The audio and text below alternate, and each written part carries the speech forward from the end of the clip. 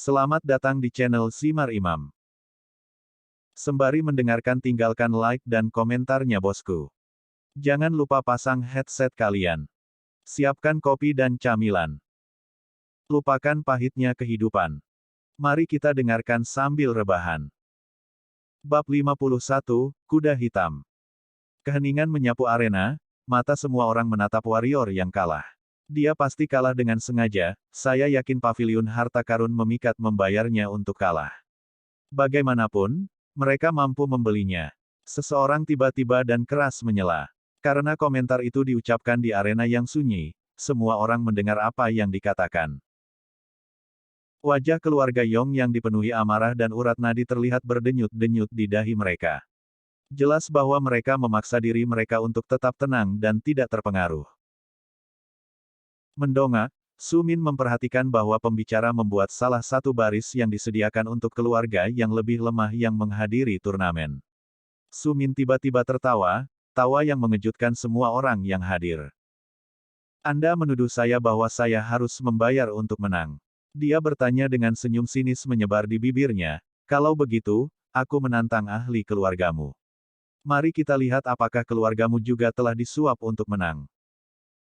Sementara semua orang mengira ini adalah keputusan yang terburu-buru, tiga pria tahu sebaliknya. Xiao Lei, Han Xi, dan Wu Weisheng mengetahui kekuatan tersembunyi Su Min.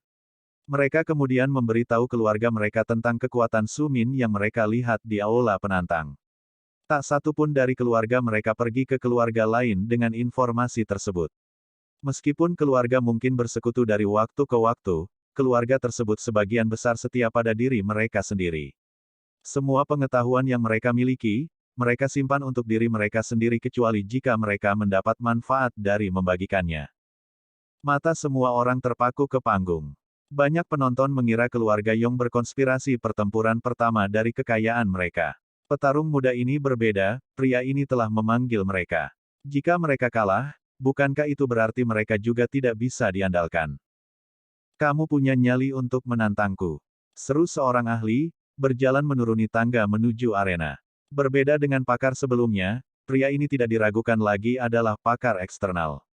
Tubuhnya besar dengan kulit kecoklatan dan otot-otot yang menonjol. Melihat penampilannya, Su Min langsung mengerti bahwa dia fokus sepenuhnya pada kekuatan, dengan demikian, kecepatannya sangat lambat. Kelambatan prajurit yang seperti kemalasan mengingatkan Su Min pada pertempuran yang telah dia lawan sebelumnya, mengingat bagaimana pertarungan itu berlangsung, dia tidak bisa menahan senyum percaya diri. Memasuki arena, ahli eksternal meregangkan tubuhnya, mematahkan lehernya dan menatap Su Min dengan mengancam. Membandingkan kedua petarung itu, mereka terlihat konyol. Su Min dua kepala penuh lebih pendek dari ahli eksternal yang besar. Selain itu, tubuhnya kecil, ramping, dan lincah, tubuhnya cepat. Itu menyerupai serigala yang mencoba membunuh tikus. Para penonton menyaksikan dengan terengah-engah. Pertarungan ini akan membuktikan jika Su Min secara alami kuat seperti yang dipimpin oleh keluarga Yong atau jika dia hanya seorang pemuda yang mereka ambil dan melebih-lebihkan kekuatannya. Semuanya tergantung pada Su Min sekarang. Pertarungan akan segera dimulai. Begitu hakim menjatuhkan tangannya, lawan besar Su Min menyerbu ke depan, dengan setiap langkah tanah bergetar. Jika orang biasa, yang tidak terlatih dalam kultivasi, melihat tuduhan ini, mereka akan terkejut dengan kecepatannya. Namun, banyak ahli merasa bahwa pria besar ini sangat lambat. Menghindari serangannya terbukti menjadi yang termudah yang pernah dilakukan Su Min, menghindar dan menghindar, dia berhasil menghindari setiap serangan. Tinju yang ditujukan ke arahnya bahkan tidak pernah menyentuh sudut pakaiannya. Semua orang di kursi menyipitkan matanya. Mengamati pertarungan, jelas siapa yang diuntungkan dan siapa yang dirugikan.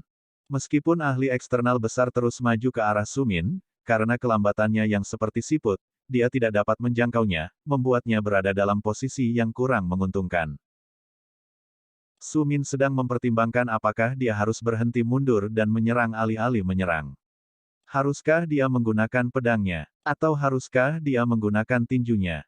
Tidak yakin apakah dia menggunakan pedangnya dia bisa menyelesaikan pertempuran lebih awal sementara pada saat yang sama meningkatkan kekuatannya karena menambahkan terlalu banyak energi akan menyebabkan tubuhnya meledak. Energi yang dia terima dari yang pertama sudah cukup sedikit, menyerap lebih banyak bisa berisiko. Baiklah, mari kita pergi dengan tinju, Su Min memutuskan, saya hanya akan menggunakan sebagian energi yang telah saya serap dan kemudian menyedot ahli berikutnya hingga kering. Hai, Anda harus membiarkan saya berurusan dengan dia, suara Cao Cao tiba-tiba bergema di telinga Su Min. Saya berutang banyak pada keluarga Yong itu. Mereka memberi saya banyak makanan enak, jadi kami tidak boleh kalah dalam turnamen ini. Jika saya melihat Anda mengalami masalah, maka saya secara pribadi akan memastikan untuk turun tangan sehingga Anda menang. Mendengar kata-kata ini dan kesombongan di belakang mereka, Su Min hanya bisa mendengus. Penonton di atas dan petarung di bawah memperhatikan dengusan itu, dan mereka menganggap itu adalah tanda penghinaan terhadap ahli di depannya. Tiba-tiba, mereka semua percaya bahwa keluarga Yong tidak selingkuh. Mungkin, mereka benar-benar telah menemukan seorang jenius yang tiada taranya. Memahami kesadaran ini, banyak ahli yang merasa kasihan pada pemuda tersebut. Memiliki talenta hebat dan kemunakannya tahun ini di turnamen adalah situasi yang tidak menguntungkan. Dia berusia di bawah 20 tahun, dengan demikian, dia bisa mengikuti kompetisi hingga 10 tahun lagi.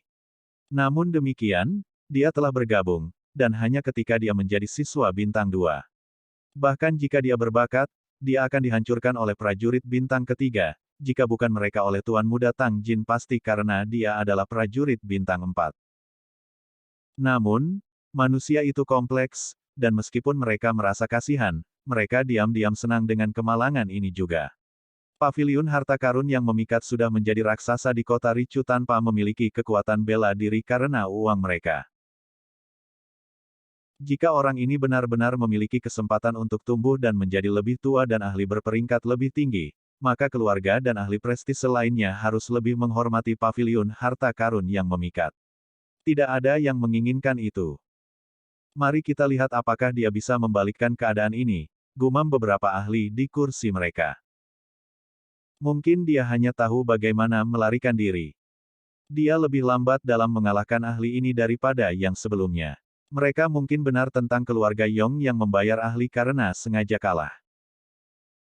Dia masih sangat muda. Meskipun dia mungkin memiliki keuntungan, jika dia tidak dapat memanfaatkan keuntungannya maka itu tidak masalah. Dia tidak bisa memiliki banyak pengalaman dalam pertempuran, jadi bagaimanapun juga dia akan dikalahkan. Banyak kata-kata serupa diucapkan. Gumaman ini bisa didengar oleh penonton dari para ahli yang duduk. Tidak ada yang berkedip, sebaliknya, semua orang melihat ke arena, menentukan apakah Su Min benar-benar bisa menang atau tidak. Wajah keluarga Yong memburuk, suasana hati mereka memburuk, dan mereka hanya bisa meringis mendengar kata-kata negatif tentang Su Min yang menghujani mereka. Satu-satunya yang tampak tenang adalah Yong Meilin. Senyum lembut ada di bibirnya dan matanya terpaku pada Su Min.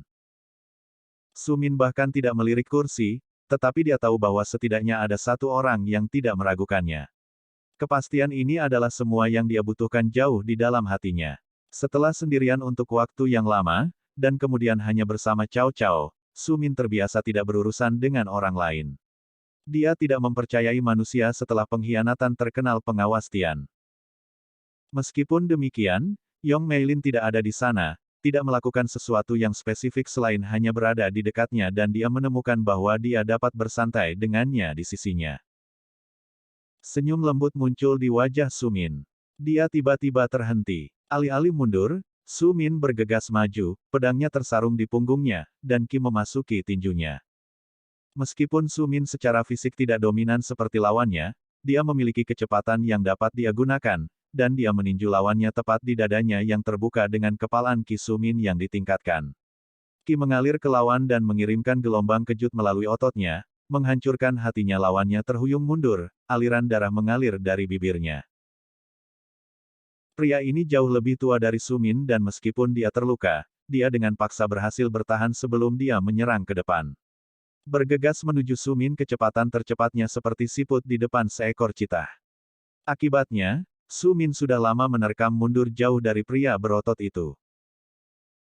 Menyeringai Su Min memutuskan dia harus mengakhiri pertarungan ini, dia langsung menerkam ke depan lagi, Qi berkilauan di telapak tangannya. Dia memukul bahu, perut, dan ulu hati secara berurutan sebelum dia sekali lagi mundur dan lawannya terdorong ke belakang.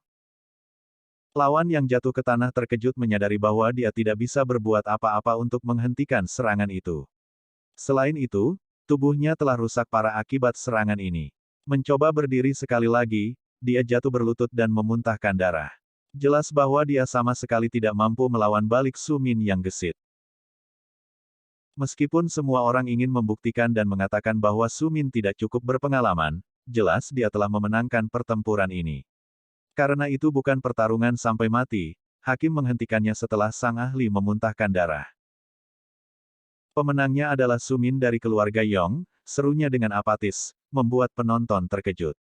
Ketika Su Min menyerang, menerkam hanya 2 kali sudah cukup untuk membuat pria berotot besar ini tunduk. Dengan ahli pertama, semua orang masih belum tahu bagaimana Su Min mengalahkannya dan sekarang ini.